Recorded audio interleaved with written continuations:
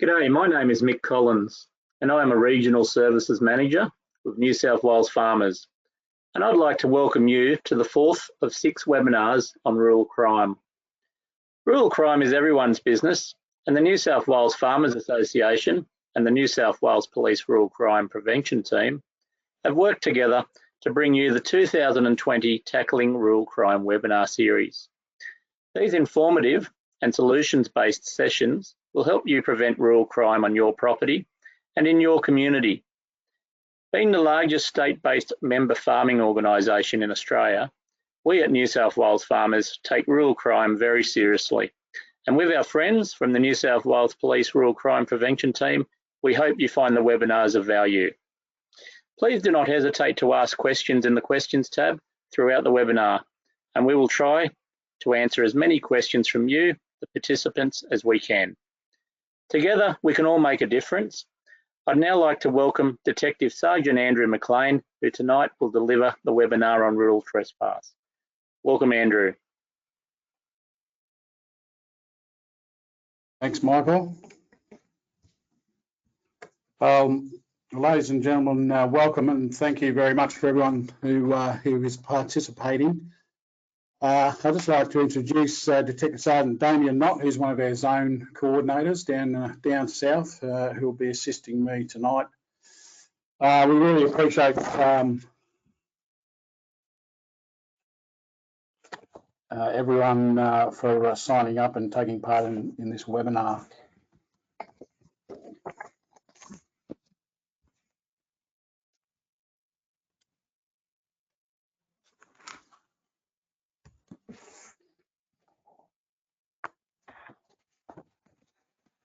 Firstly, thanks to New South Wales Farmers Association for organising the webinar. They're doing a terrific job, and obviously for their ongoing commitment and in building relationships and contributing to tackling rural crime, which is what we're all about.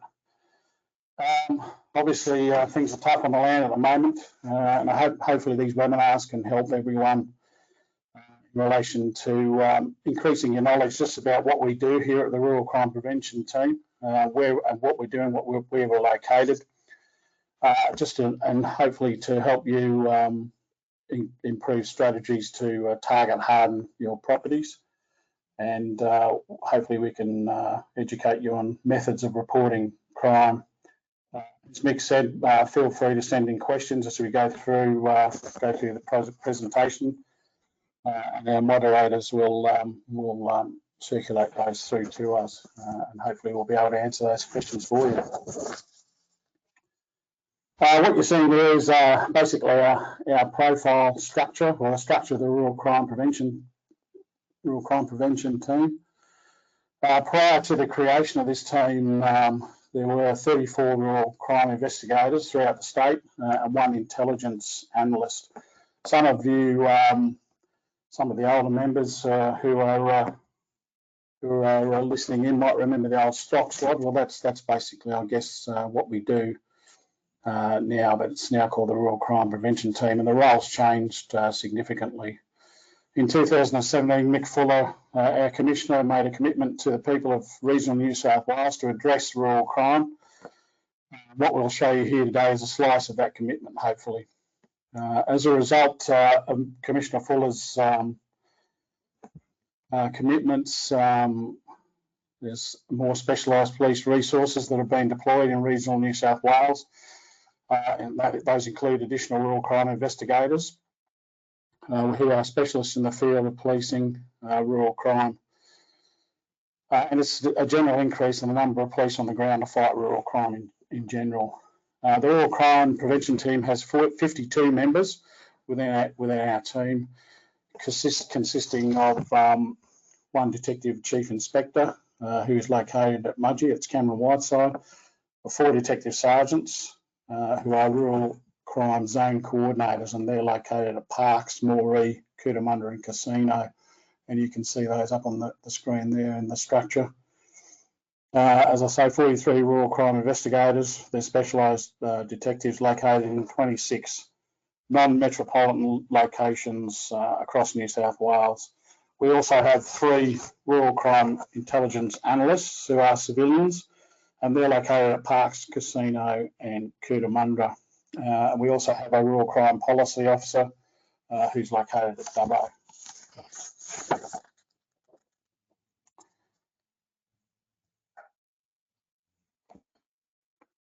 So what you're looking at there is basically the zones. This site is split up into basically 4 zones. And it's been created in this way to increase our capability and to support communities in the prevention, disruption and response to rural crime. Rural crime investigators are subject matter experts in rural crime. So they form an integral part of the New South Wales Police Force's challenge to meet community and industry expectations in remote, rural and regional New South Wales. A lot of these guys live on the land themselves. They have their own properties, and I can tell you from almost 33 years in policing that these guys are some of the most passionate people that I've had the pleasure of working with.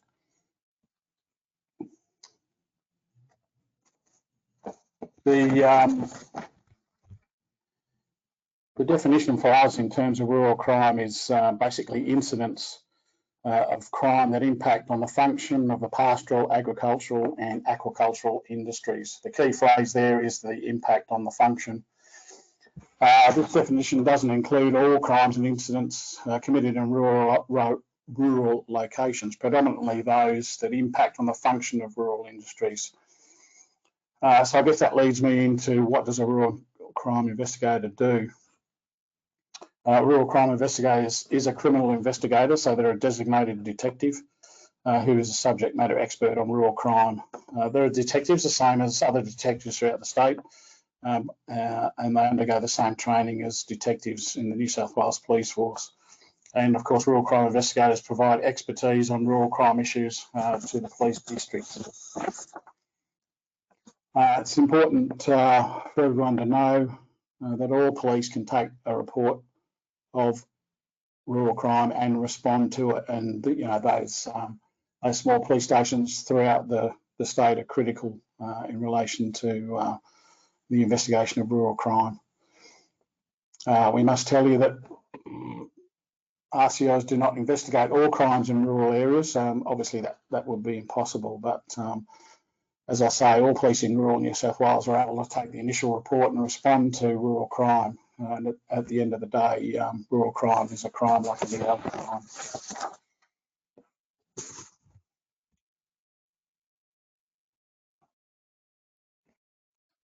So that takes us to our subject this evening, which is rural trespass.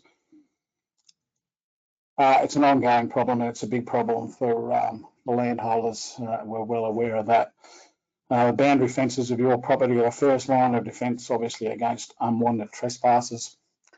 The violation of an intruder entering your private property is substantial, bearing on your emotional state, sense of safety and security, and physical burden of repairing the damage often caused by these intruders.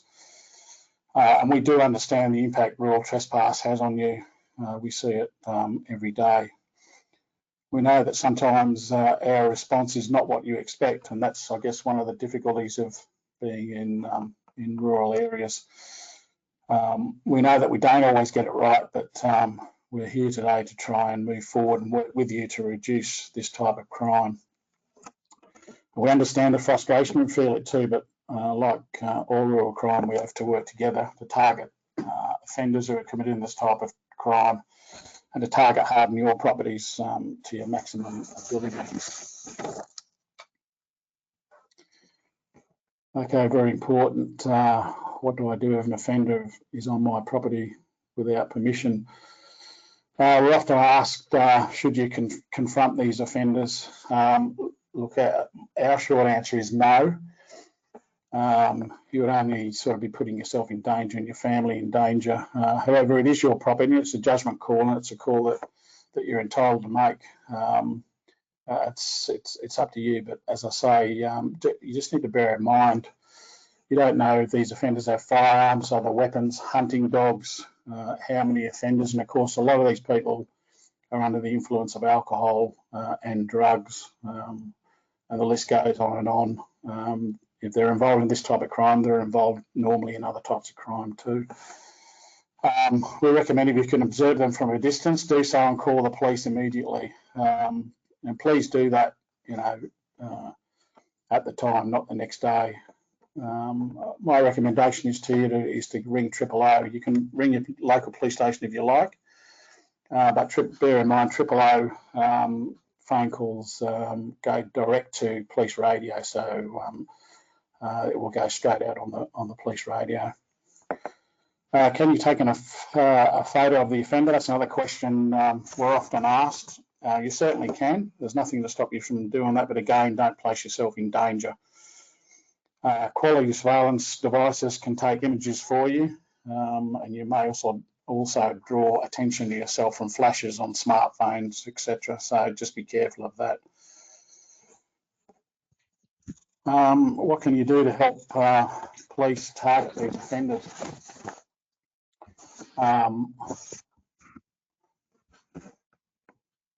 Please ensure that you record dates and times of trespassing offences, and obviously the details of offenders' vehicles, descriptions of vehicles. Did they have dogs? Did you hear gunfire? What paddock did the offence occur in? Were there witnesses? Record basically as much information as possible. I'm sure a lot of you have already experienced this. Did you notice a suspicious vehicle or a person around your property prior to the offence?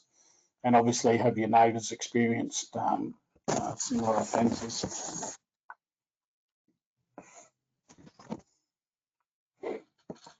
What can I do to protect myself from people trespassing on my property? We recommend investigating security measures around your property, and a lot of you are probably already doing some of the things that we're talking about. Hopefully, security lights are always good, alarms, dogs, and good quality video surveillance. Maintain and monitor your fences on a regular basis. We also encourage landholders to erect signs, so putting signs up on your fences and your gates, etc. The signs that you see there on your slide are available from your local rural crime investigator. Don't hesitate to give us a call. If you need some signs, we're happy to come out and deliver those signs to you. And obviously, that's a great way to get to know your local rural crime investigator as well. These signs clearly let trespassers know that they are not to enter without prior approval. If you locate trespassers on your property and you and your family feel in danger, as I said before, contact 000. Rural trespass, really is no different to trespassing in a city. You're entitled to a police response, so please, ring 000.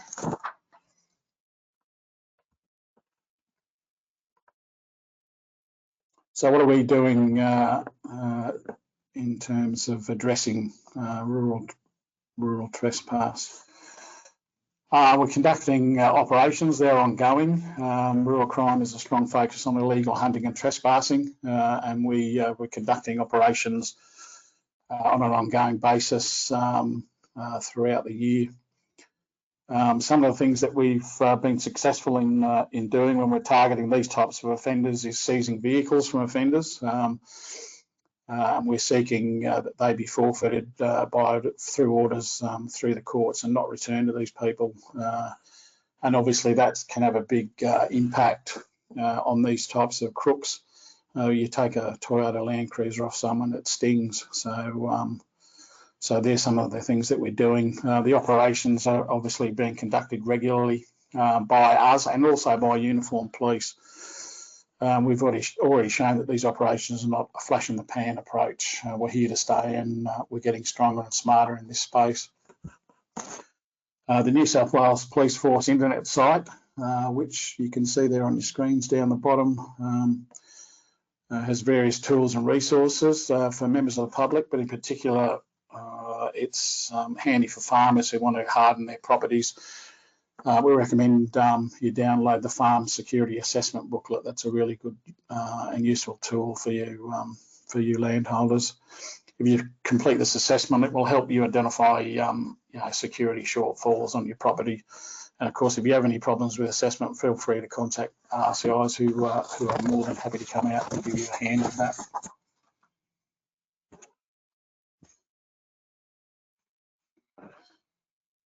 Okay, how to report rural crime.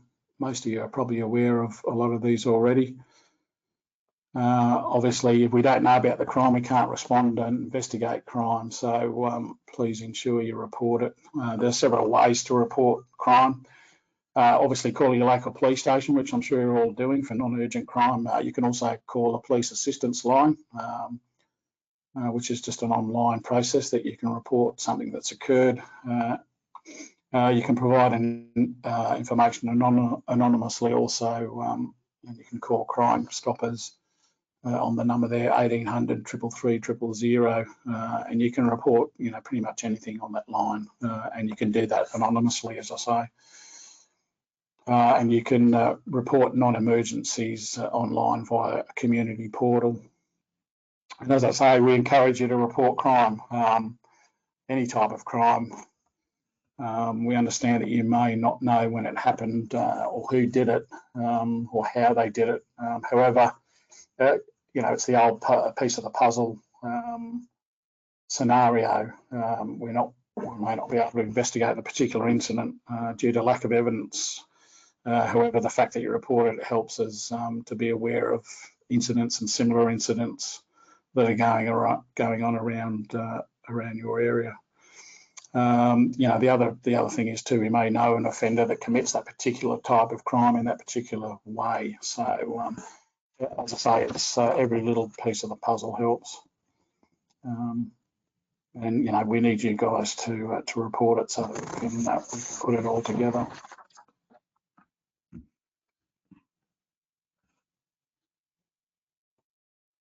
How to connect. The Rural Crime Prevention Team is a Facebook page. Hopefully some of you are already aware of this and are frequenting that particular page.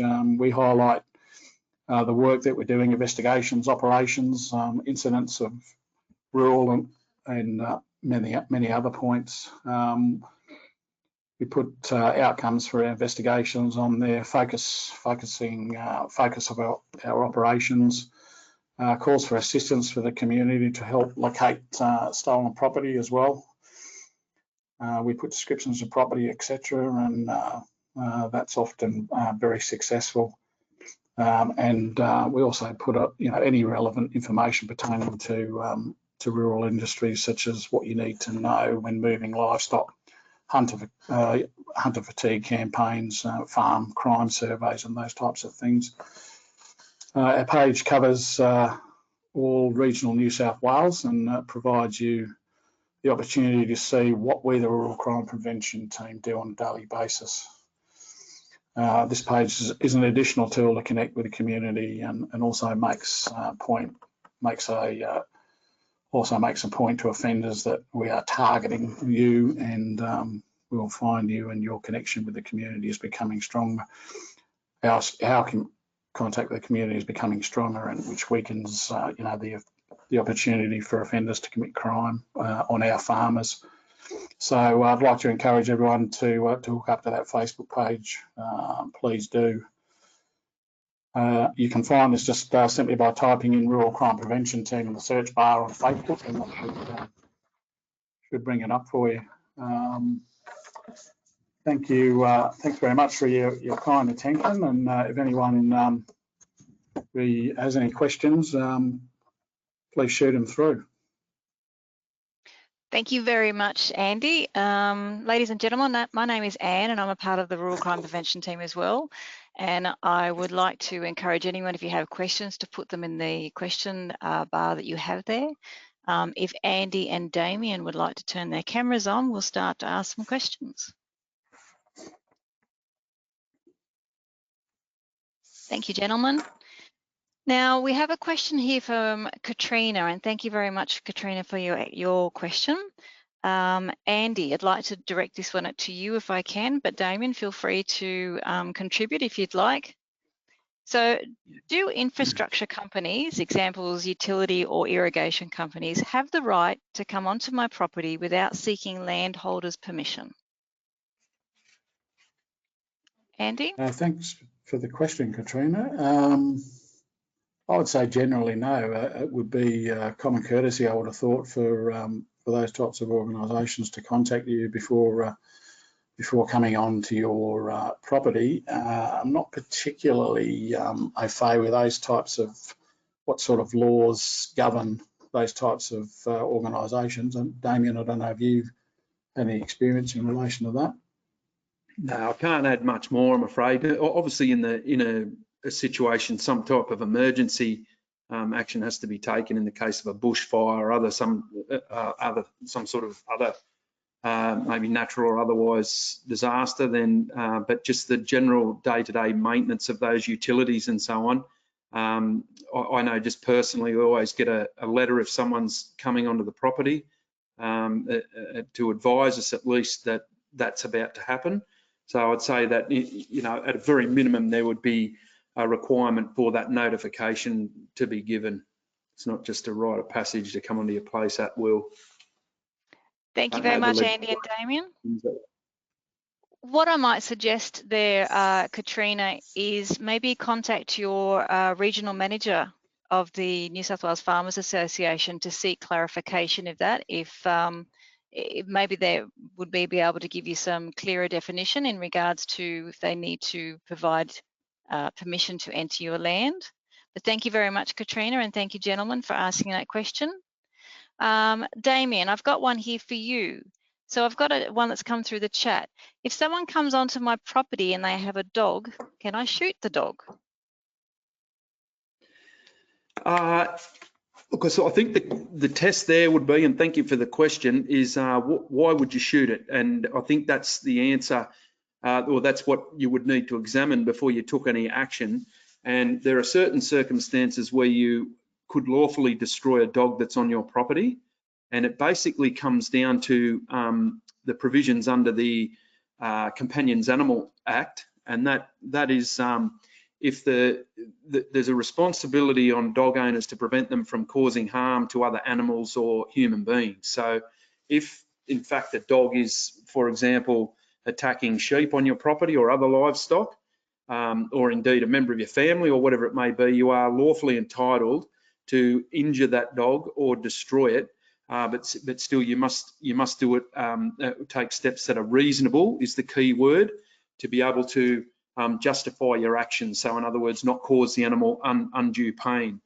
Now, it also might be worth keeping in mind that the animal, if you form the opinion that it's an attack on your livestock or anything else in that act, another person or animal on your property, if you think it's imminent and you form the opinion that that dog is going to, or you know that an attack is about to happen, same thing applies. You can cause that dog an injury or destroy it for the purposes of preventing it from causing that harm. So look, and it's worth keeping in mind too that it's not just a matter of shooting the dog and then just chucking it in the hole there to rot away. You must take some steps to try and identify who the owner was, and the best way to do that to save any conflict is just to report the matter to police or local council.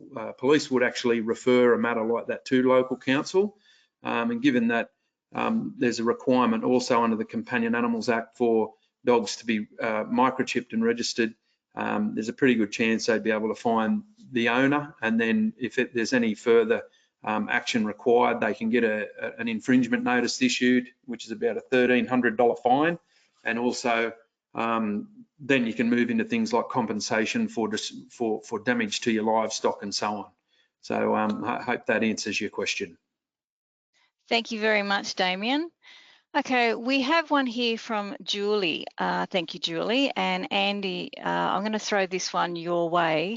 Julie is asking if the police want to enter a property in regards to looking for stolen stock, do they need to have a search warrant? Yeah, they certainly do. If they suspect that something's stolen, they should be in possession of a search warrant. We do have powers under the Biosecurity Act to enter property, obviously, and inspect stock, you know, in relation to disease and those types of things. But generally speaking, if we're conducting an investigation into stolen stock and we believe that there's a property where there may be stolen stock, we would obviously be looking to search the property and seize that stolen stock, and we would normally apply for a search warrant in relation to that. Thank you, Andy. Okay, Damien, I'm going to start doing the tennis match here. We've got one for you. This one comes from Ben. So Ben has a farm that fronts onto a river, and the riverfront itself is Crown land, but people have to trespass through his property to get to the river.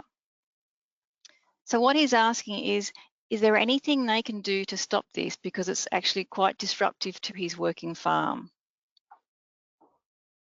Yeah, look, I'm just trying to picture the scenario there. So I'm assuming that we've sort of acknowledged that there's a section from the water's edge of the river out that is deemed to be public land. And so obviously Ben's talking about, to get to that part of his property where the river frontage is, have to go across his holding to get there. And if I'm assuming yes, correctly, saying yes to that, Damien, sorry. Then, yep, so then that is just a simple case of people trespassing on Ben's property. And everything that Detective Sergeant McLean has talked about there in terms of your rights to prevent people from trespassing on your property apply in those circumstances. So the measures that Andy talked about, including signage and contacting the police and getting details of those who've trespassed, are all in play. And they would be things, and he's entitled, Ben, you're entitled to have a police response if those things are happening. But in some way, it would be good for you to create some awareness. And the best way to do that would be some signage. Now, I don't know if there's any other offences that are sort of connected with that level of trespass that you're experiencing, like, you know, for example, damage to fences and so on. But that's another matter that police could get involved with as well. So yes, you are entitled to have the support of police in those circumstances, and we would certainly work with you on strategies on how to prevent people from coming onto your property. Thank you, Damien. And Ben has said thank you very much, has sent back through to you. So thank you for addressing that question. No worries. Andy, I've got one here from Colin. Now, Colin's asking us about the biosecurity plan. So I might throw this to both of you, but start with Andy. And what his question is, does a biosecurity plan on the property give the police more powers when it comes to prosecuting trespassers? Yeah, it gives us the ability, I guess, to prosecute under those types of, or under the Biosecurity Act. So you should have a plan in place, and you know, that's clearly defined, and that enables us then to take action under the Biosecurity Act in relation to any offences that may be committed. And obviously, trespassing would certainly be a breach of the Biosecurity Act. People coming onto your property, you know, especially if they have dogs and those types of things, and you know, they're clearly breaches. And I guess it gives an extra bow, you know, in our quiver in relation to tackling these types of offenders. So Andy, does he need to have signs up for that? Yeah, absolutely. Yeah, and in fact, there's a sign just behind me there, which is a biosecurity sign, and again, you can get those from either local land services or contact your rural crime investigator. Those signs should be clearly defined, and there should be a contact number on there, and it clearly indicates that there's a biosecurity plan for that property. And if you do trespass, then you can be prosecuted for it. Thanks for that, Anne. And just letting you know that those signs, local land services can assist people for those signs if they need them. And I do apologise, Damien, you were going to clarify something there. Yeah, thanks, Anne. I was just going to add, Probably the most significant part of the changes to that legislation is not so much the offences that we get to access to charge people with, but it moreover gives the court opportunity for greater penalties in those circumstances where the requirements of that section of the Biosecurity Act are met. Heavier penalties can be applied. Thank you very much, Damien. Now, Clyde, I do apologise. You've put a question here that says, does this apply to protesters? And I'm just not sure. Are you talking about does the whole aspect of trespassing apply to protesters? I'm assuming that's what you're asking. So I do apologise if I'm asking the wrong question. Thank you, Clyde. He's just clarified. So Damien, Clyde would like to know that does this also apply to protesters that come onto his property without permission? Yes, it absolutely does, and it formed a part of the reasons why there was changes to the legislation. So everything we spoke about just now in answer to our last question absolutely applies to anyone coming on in breach of that Biosecurity Act. And I think the New South Wales Farmers, Dan or Mick, did you want to make a comment in regards to that question? Thanks a lot, Anne. Yeah, and it's Dan. I'm the regional manager for the Southwest for New South Wales Farmers. And Clyde, most definitely with regards to those protesters, New South Wales Farmers memberships and members getting together and creating strong policy was instrumental in making sure that our rights as farmers are protected. And it's something that we did work very closely with Cameron and the whole rural crime prevention team back when, you know, this was a huge issue last year. We worked really closely together to protect the rights of farmers and, you know, mums and dads on farms. So those family things were really important to us, and a big shout out to the members on the webinar tonight for driving that policy and showing how important our rights are on our properties. Thank you. Thank you very much, Dan. Ladies and gentlemen, we have got to the point where it's nearly time to finish the webinar, but I've got one last question that's come through. And Damien, you're lucky last for us tonight. The question is, if a drone is flying over my property, is that classed as trespassing? The drone question. Okay, so thank you for the question. Look, there's a lot we could talk about with drones. We know that they are becoming a tool and an emerging technological option across many different industries, including the rural industry. Many different applications, from checking water points to counting stock and surveying, so many different things. You know, that we touched on earlier, access to properties to check things like power lines and so on. You know, the use of drones is becoming more frequently prevalent with that. So there's a lot of reasons you might see drones around a property and around generally real estate. There's a myriad of different applications for them, and I think it's definitely only going to grow. So to see a drone is not unusual, but we also know with technology, our criminals will move along with technology quite effectively as well. And we do know that drones are being used for unlawful purposes and with unlawful intent. For example, coming onto properties to do reconnaissance work, basically to see what's on the property worth pinching. So we did have a circumstance where a farmer walked out to his shed only to see a fairly large drone hovering at the mouth of his machinery shed with 2 headlights going. So it's a pretty disconcerting feeling to see that. And so the question is, well, there's a couple of things. Can they be there lawfully? And the first answer is no. There's some rules that govern the use of drones, and it's all under the Civil Aviation Authority's legislation, and it's administered by CASA as well. So they are the lead agency when it comes to all things drones.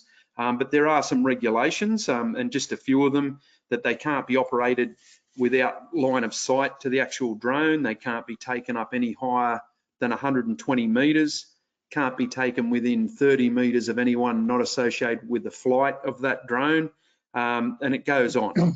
So you can't fly the drone over a residence. It can't come within, I think it's something like, so 30 metres from a residential premises, and so therefore it's not lawful for that drone to be near your house. But unfortunately, there's no rules or governance that says that it can't be flown over your property and it can't be prevented from taking footage or photographs. So one of the questions we've been asked over time, and it's very difficult, I can't sort of see anyone in our audience tonight, but I'm sure that some of you are wondering, can you shoot it out of the sky? And the answer is there. No, you can't. As much as and as tempting as that would be, look, we hate to see the victims getting into trouble. And now we know these things all have recording devices on them and camera images and so on. And we don't want someone coming into us with the footage, and the last frame in the shot is the farmer standing there with a shotgun and a little puff of smoke at the end of the barrel. So we don't want anyone getting into strife for that. But if a drone is seen, the thing to do is call police. That's the first thing you should do. We'll try and get a response out there. And what we would do, and what you should keep in mind, is that the most significant thing in the focal point, if that happens, is to see if we can find something out about who's operating the drone. Now, we also know that they're not going to adhere to the rules of flying, the CASA rules around being within line of sight of that drone. They might be 3 hills away. They could be a few kilometres away. But what we would suggest is that you jump on the phone or your Facebook page or whatever it is with your friends and neighbours and whatever form of unofficial rural watch you have going in your area.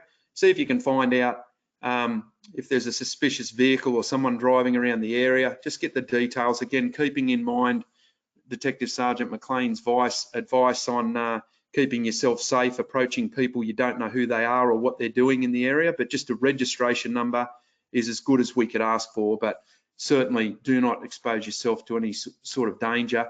But if we can find out some sort of intelligence about who's operating the drone, that's our best way forward. But we will investigate it and report the matter on to CASA as well.